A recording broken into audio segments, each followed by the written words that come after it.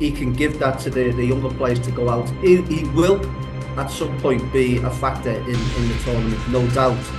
But to start him, I think that's a big ask. I just think the way that they pick the winner is a little bit skewed because, you know, not many centre halves win the Ballon d'Or, not many left backs, not many goalkeepers, you know, it's always seemingly the strikers and the strikers who score the most goals. So England have got if you look at all the squads, England have probably got the best squad out of them all. This is Gareth Southgate's last hurrah because. So I'll start with the obvious, and this is for both of you. So who, as per you, will finish in the top 4 in the upcoming Euros 2024? Shall I go? Who finish in the top 4?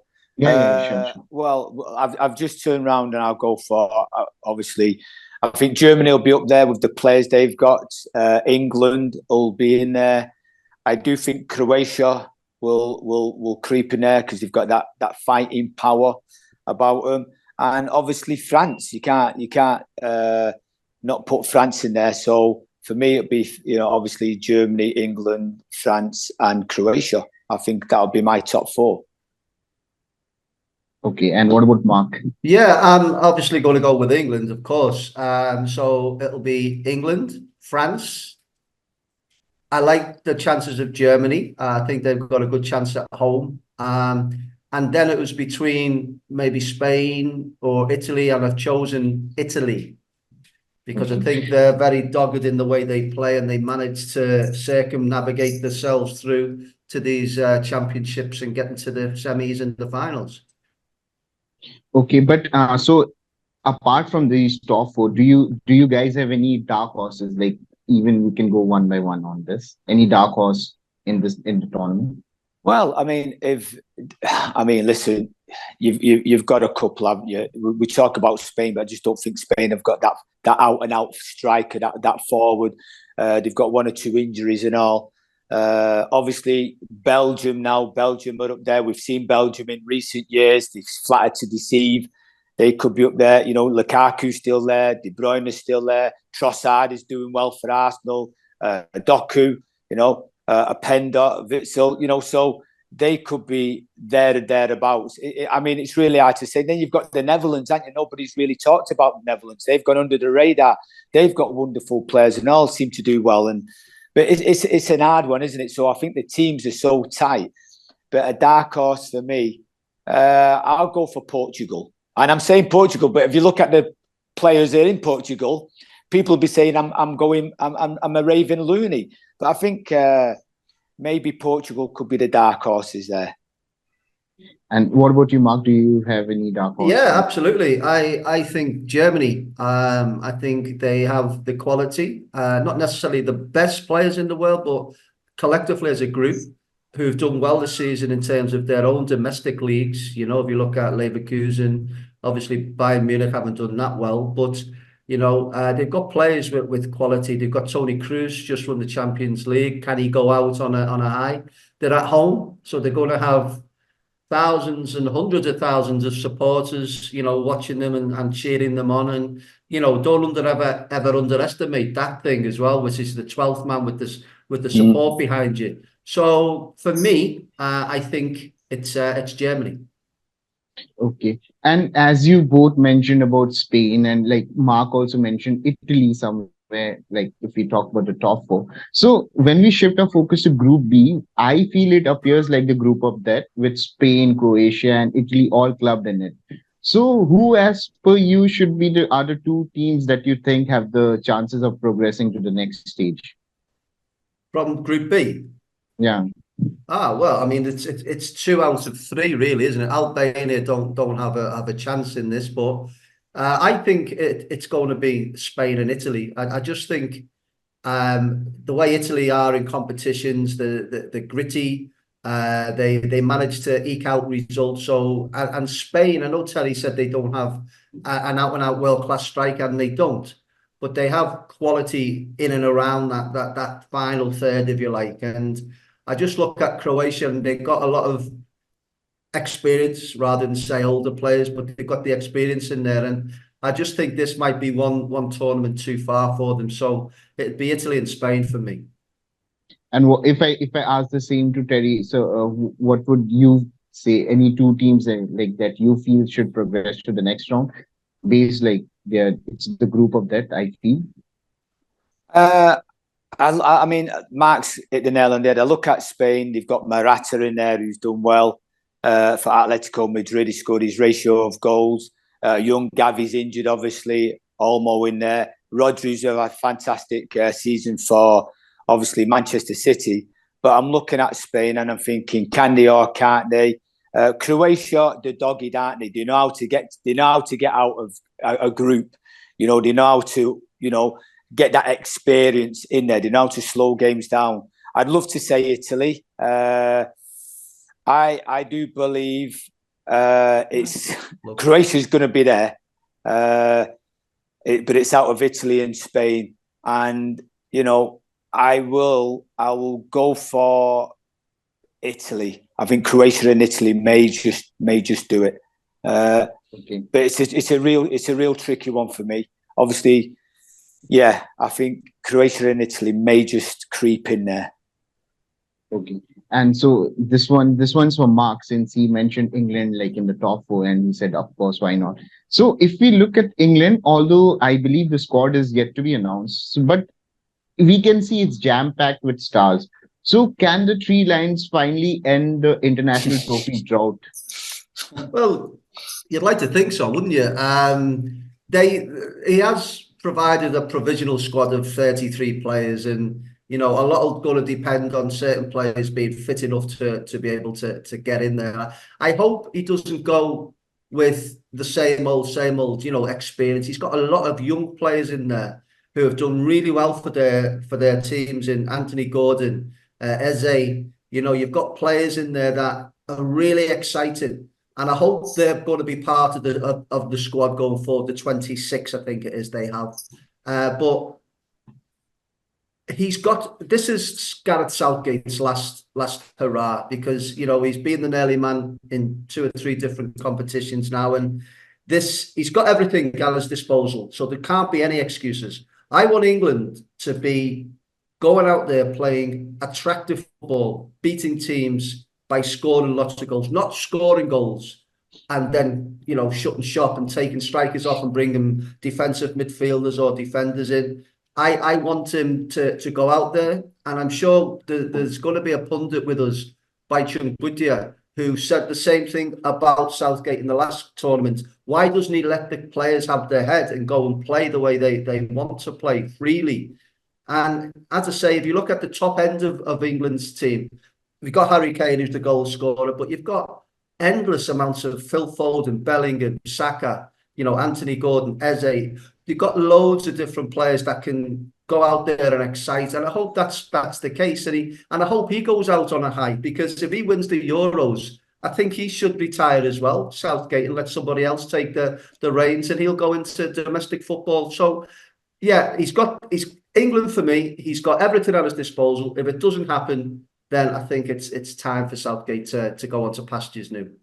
I think one player in there is Palmer, Cole Palmer. I think if he plays maybe on that right hand side and Saka plays on that left hand side, I think you've got a great balance there, because I think Palmer, he scored his goal the other day for England, his first England international. He's had a great season, obviously for Chelsea and all. But I think he could be the gem. I think he could be that little hidden gem who's got qualities all around him. So for me, England have got if you look at all the squads, England have probably got the best squad out of them all. Okay. So since Mark mentioned a couple of names like Bellingham, Foden and all. So this question is regarding Foden. Like, Foden has been really exceptional, and but people always talk about Mbappe, but do you think like Foden somehow, despite having this incredible talent, like he scores goals, he runs around, he does all the tackles and all the hard work. So somewhere, do you feel like his talent is being overshadowed by Mbappe somewhere? Well, but listen, let me tell you something now. We know Foden's a great talent from when we've seen him in 2016, 17. He wasn't getting a lot of games for Manchester City. I think he only played about 5 games, and people were saying, oh, he needs to leave Manchester City. He needs to go somewhere else. And obviously the manager, Pep, saying, no, trust me, he will be a world-class player. and he's proven that up until now, hasn't he? You know, at Manchester, he's been sort of like the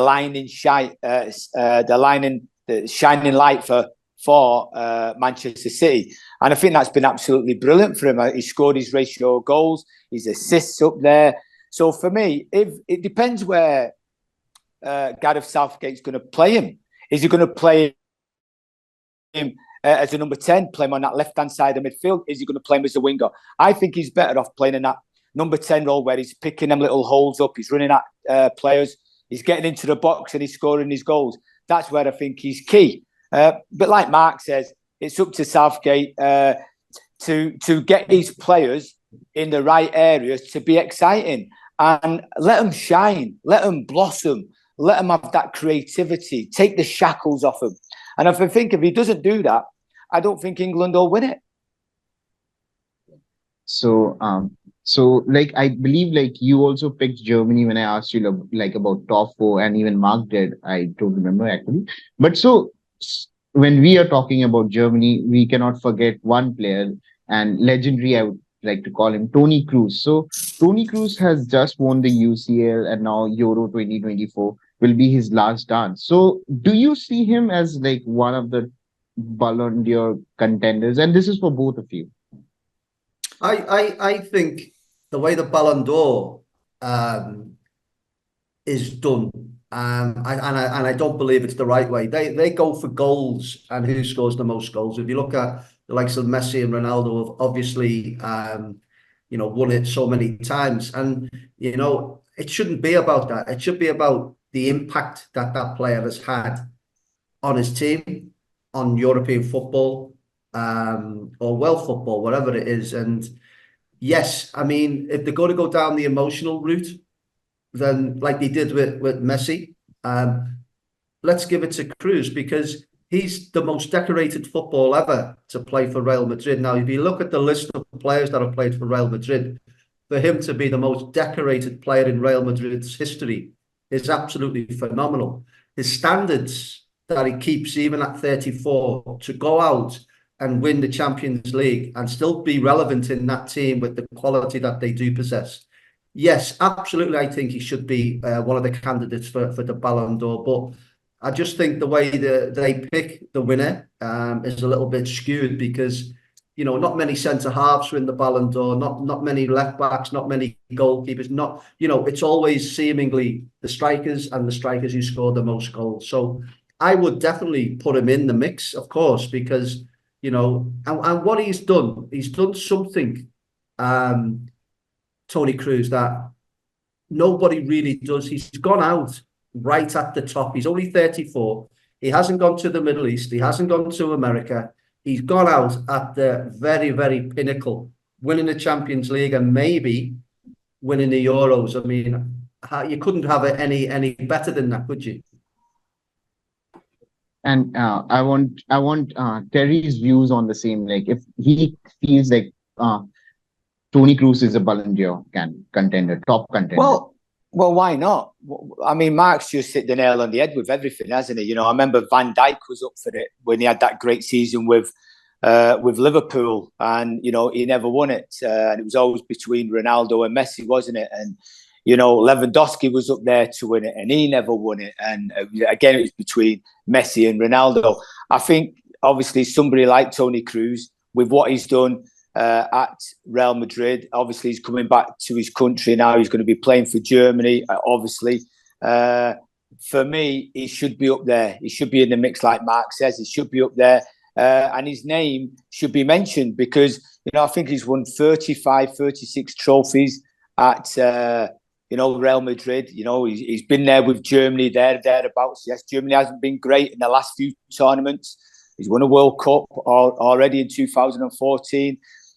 Fantastic human being and all for what he does. And, you never hear a lot about him. And the way he controls the game even now, like Mark said, at 34, 35 years of age, he's going out on the top. So for me, why shouldn't he be in the mix? I mean, who else is in there? Is Mbappe in there? Harry Kane's in there? Maybe. Why can't he be in there? Because he's instrumental to what Real Madrid have done over the seasons in, seasons out.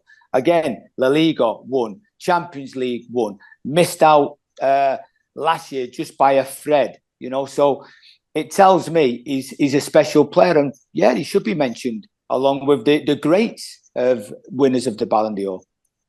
Okay.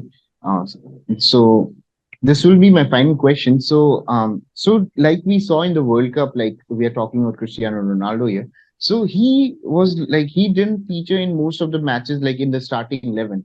So do you see the course repeating at Euros, or will Portugal try to exploit his experience this time? Like they are chasing a major international trophy. I'll go with this. I think that his time will be limited in terms of on the field game time, and rightly so. If Portugal are resting all of their laurels on Ronaldo at 39 years of age after spending 2 years in the wilderness in the Saudi league, ahead of some of the players that they have in the squad, as in João Felix, Leao, Ramos, Jota, Bernardo Silva, he's going to be a big part player for me. And I know Terry likes this part about it, where he'll be in the changing room and he'll be, with that experience of winning everything that he has won, he can give that to the younger players to go out. He will at some point be a factor in the tournament, no doubt. But to start him, I think that's a big ask. I believe when Ronaldo will shine, maybe, I don't know, maybe Mark will tell me right or wrong, maybe that 70 minutes mark, that 68-minute mark, when you need somebody fresh and somebody electric. And I think obviously he'll want to play every game. That's Ronaldo for you. And I think he's still at top peak fitness. We said that earlier on. He keeps himself in super shape. But now, like Mark said, I'm looking at a list of players there. Fernandes, who's been probably the best player for Manchester United in Manchester United season. Jota's been in and out of the Liverpool frame. But I think he's going to be in there as a leader in the dressing room, keeping that cohesion together, keeping that team spirit together. And you will see him play a little part, but I won't see it as a major part. I don't see him starting games unless one or two are injured. But yeah, I think it's his last swan song for me. I think it's maybe his sixth European Championships. I think he's up there with the best of them. He scored his ratio of goals for his country, and he's also won the European Championships and all. So I think this is his last swan song, really. And, if he can go out on a high, it'll be a miracle. But it'd be nice to see him on the field at some stage. Okay. Thank you so much for your time. And since we are running short of time, although I had like plenty of questions, maybe hopefully during the course of the tournament, I'll be able to interact more. Thank you so much. Great. Thank you.